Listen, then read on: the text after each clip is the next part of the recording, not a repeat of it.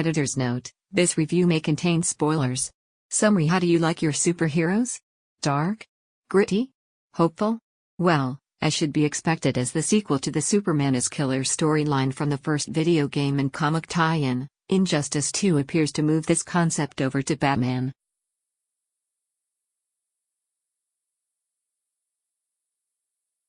The issue opens with Batman having a final conversation of the incarcerated Superman.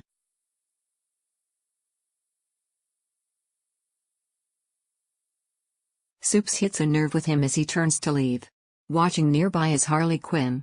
Harley is surprised to hear Bruce admit that what Supes said is right. Batman will have to try and control how the world rebuilds itself after the events of Injustice.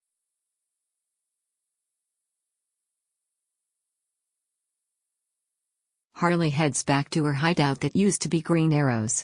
She is disturbed by Amanda Waller and forcibly taken to join the Suicide Squad. While this is going on, Drive.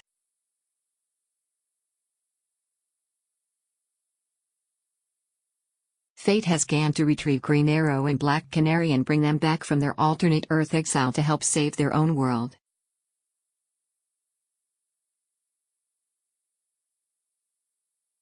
Not surprisingly, Batman finds Harley at Suicide Squad HQ and makes it clear he's not interested in niceties as he guns down two of Waller's men.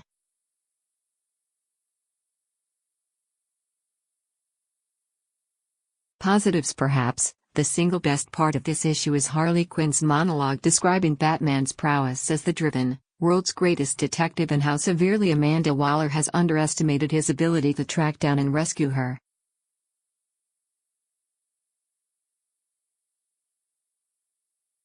The idea of Ollie and Dinah having a child is intriguing and could be fairly interesting, but the world they are going back to seems like it will not provide the opportunity to tell a thoughtful superheroes as parents story.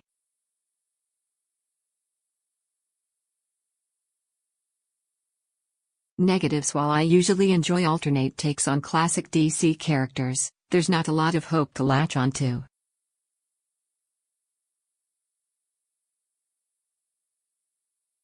While the first Injustice did play off the notion of Superman losing Lois as was explored in Mark Waid and Alex Ross's Kingdom Come, Injustice 2 doesn't seem to have the level of hope that was rooted in Waid and Ross' world.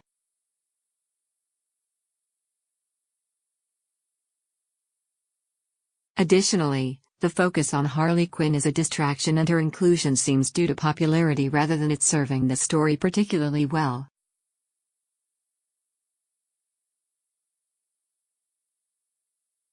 Verdict: video gamers who are enjoying the game will most likely enjoy seeing how the story transitions to Injustice 2.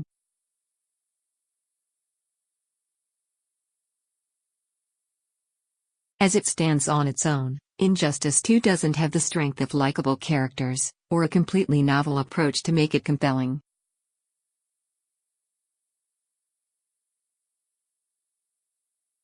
In terms of character development, it is very superficial and mostly deals with the most basic aspects of character.